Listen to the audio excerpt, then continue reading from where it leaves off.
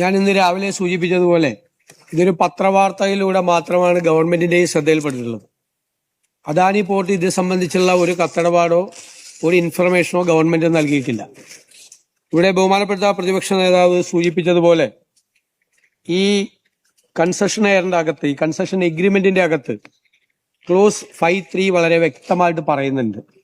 അതായത് the concessionaire shall not undertake or permit any change in ownership without the prior approval of the authority. Authority is the government of Kerala. നമ്മുടെ മുൻകൂർ അനുമതി ഇല്ലാതെ അവർക്ക് ഒരു തരത്തിലും ഇതിൻ്റെ അകത്തൊരു ചേഞ്ച് ഓഫ് ഓണർഷിപ്പ് ചെയ്യാൻ പാടില്ല. അങ്ങനെ ഒടുവിൽ അതും ആരംഭിച്ചു.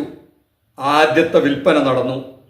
വിഴിഞ്ഞം കച്ചവടമാക്കി 12,500 കോടി രൂപ മാത്രം ചെലവഴിച്ച അദാനി അത് 13,000 കോടിക്കങ്ങ് വിറ്റു എന്നാണ് പത്രത്തിൽ കൂടെയാണ് നമ്മൾ അറിഞ്ഞത്. എന്തിന് സർക്കാർ പോലും അങ്ങനെയാണ് അറിഞ്ഞതെന്ന് നമ്മുടെ മുഖ്യമന്ത്രി പറഞ്ഞാൽ പിന്നെ നമ്മളെങ്ങനെ അറിയാനാണ് സാധാരണക്കാര്? പക്ഷെ ഒരു കാര്യം തീർച്ചയായി, 2,000 വിതച്ച് 13,000 കൊയ്തുവാര് അദാനി. അപ്പം ഇനി ഇവിടുന്ന് അങ്ങോട്ട് എന്തെല്ലാം ചെയ്യുന്നറിയില്ല. ഇനിയുള്ള കാലം എന്തായാലും വിൽപ്പനയുടെ കാലമായിരിക്കും എന്നുള്ള കാര്യത്തിൽ ഒരു സംശയവുമില്ല. അതിൻ്റെ ആദ്യത്തെ വെടിക്കെട്ടാണ് ഇന്നലെ നമ്മൾ കേട്ടത്, കണ്ടത്. ഇനിയിപ്പോൾ എന്താണ്? ഈ സർക്കാരിൻ്റെ പെർമിഷൻ വേണത്രേ. ഈ സർക്കാർ പെർമിഷൻ കൊടുക്കില്ല എന്ന് നിങ്ങൾ വിചാരിക്കുന്നുണ്ടോ? അതൊക്കെ നടന്നു കഴിഞ്ഞു എന്നാണ് നമ്മുടെ റിപ്പോർട്ടർ ചാനലിലെ ആര് പറയുന്നത്, അരുൺ കുമാർ പറയുന്നത്. വി ഡി സതീശൻ മംഗലാപുരത്ത് പോകുന്നു. പ്രൈവറ്റ് ജെറ്റിൽ, ഞാൻ പറയുന്നത് പ്രൈവറ്റ് ജെറ്റിൽ പോകുന്നു. കേരളത്തിലെ ഏതെങ്കിലും ഒരു നേതാവ് ഒരു പ്രൈവറ്റ് ജെറ്റിൽ ഒരു 10-20 ലക്ഷം രൂപ മുടക്കി, ഒരു ട്രാവലിന് മുടക്കുള്ള ഒരു പ്രൈവറ്റ് ജെറ്റിൽ കേരളത്തിൽ ഇന്നേ വരെ ട്രാവൽ ചെയ്തിട്ടുണ്ടോ? ഇത് ആരുടെ പൈസയാണെന്ന് മറുപടിയില്ലല്ലോ. സംസ്ഥാന സർക്കാരോട് അതോറിറ്റിയോട് ആലോചിക്കാതെ എങ്ങനെയാണ് ഇങ്ങനെ അദാനിക്ക് ചെയ്യാനുള്ള ഒരു അവകാശം ലഭിക്കുക? ലോക്കൽ സ്റ്റാൻഡ് എവിടെ എന്നുള്ളതാണ് പ്രധാനപ്പെട്ട ചോദ്യം. ഈ ചോദ്യമാണ് നമ്മൾ ചോദിക്കുന്നത്. ഇത് കേവലം സാങ്കേതികമായ ചോദ്യമല്ല. ഇത് കേരളത്തിലേക്ക് വലിയ നിക്ഷേപം വരാൻ പോകുന്നു എന്ന് വളരെ നിഷ്കളങ്കമായി കാണുന്ന ഒന്നായിട്ട് ഞാൻ കാണുന്നതേ ഇല്ല എന്നുള്ളതാണ്. അതിന് 2-3 കാരണങ്ങൾ എനിക്കുണ്ട്.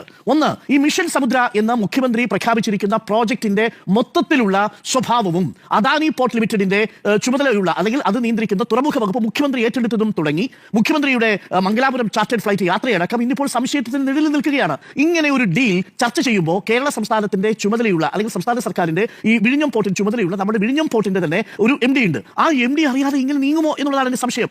അപ്പൊ അരുൺകുമാറിന് ഈ കാര്യങ്ങളൊക്കെ, ഈ ഡീലിന്റെ കാര്യങ്ങളൊക്കെ ഏതാണ്ട് പിടികിട്ടിയിട്ടുണ്ട്. അത് പോയ റൂട്ട് എങ്ങനെയാണ് ഇത് സംഭവിച്ചിട്ടുണ്ടാവുക, ആ മിഷൻ സമുദ്ര എന്നുള്ള ഒരു സങ്കല്പവും ഈ ഡീലും ഒക്കെ വളരെ ഭംഗിയാണ്. കാരണം വിദേശ നിക്ഷേപങ്ങളൊക്കെ വരും, സ്വകാര്യ നിക്ഷേപങ്ങളൊക്കെ വരും എന്ന് പറഞ്ഞില്ലേ. ഇത്ര പെട്ടെന്ന് വരുന്ന ആരും കരുതി കാണില്ല. 13,000 കോടിയാണ് ഈ അദാനി അതിൽ മുടക്കിയിരിക്കുന്നത്. നമ്മൾ കേട്ടോടത്തോളം 2,500-3,000 കോടിക്ക് താഴെയാണ്. അതാണ് ഇപ്പോൾ 13,000 കോടിക്ക് ഈ ഷെയർ അങ്ങ് വിറ്റിരിക്കുന്നത്. പുതിയൊരു ഇൻവെസ്റ്റ്മെന്റ് അല്ല കേട്ടോ. ആ കമ്പനി, ഈ കപ്പൽ കമ്പനി ഇവിടെ കൊണ്ടുവന്ന് അവർ 13,000 കോടി അഡീഷണൽ ആയിട്ട് ഇൻവെസ്റ്റ് ചെയ്യല്ല, ഇവരുടെ കയ്യിലുള്ള ഷെയറിങ് വാങ്ങിക്കുകയാണ്. എന്ന് പറഞ്ഞാൽ ഇതിൻ്റെ മുതലാളിത്തം അല്ലെങ്കിൽ അതിൻ്റെ ഉടമസ്ഥാവകാശങ്ങൾ ട്രാൻസ്ഫർ ചെയ്ത് കൊടുക്കുകയാണ്. അതാണെങ്കിൽ ഈ സർക്കാരുമായി ബന്ധപ്പെട്ട ഒരു മുതലാളി സർക്കാരാണ്, നമ്മുടെ കേരള സർക്കാരാണ് എന്ന് പറഞ്ഞാൽ ഞാനും നിങ്ങളൊക്കെയാണ്. അത് നമ്മളറിയാതെ, നമ്മുടെ സർക്കാർ അറിയാതെ, മുഖ്യമന്ത്രി പോലും അറിയാതെ പത്രങ്ങളിൽ നിന്ന്, വാർത്തകളിൽ നിന്നാണ് അദ്ദേഹം അറിയുന്നത്രേ. ഞാനൊന്നും അറിഞ്ഞില്ലേ രാമനാരായണ എന്നാണ് അദ്ദേഹം പറയുന്നത്. അങ്ങനെയൊക്കെ സംഭവിക്കുമോ നമ്മുടെ നാട്ടിൽ? ഒരു ജനാധിപത്യമുള്ള നാട്ടിൽ ഒരു കോർപ്പറേറ്റ് കമ്പനി വിചാരിച്ചാൽ ഈ രാജ്യത്തിൻ്റെ കുറേ സ്വത്തെടുത്ത് വിൽക്കാനുള്ള അവകാശം ആ കമ്പനിക്കുണ്ടോ?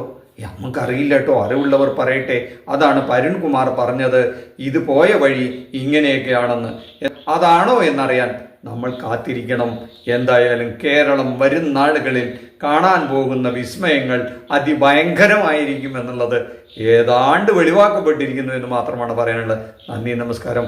മറ്റൊരു വിഷയമായി മറ്റൊരു എപ്പിസോഡിൽ കാണുന്നവരെ താങ്ക് യു.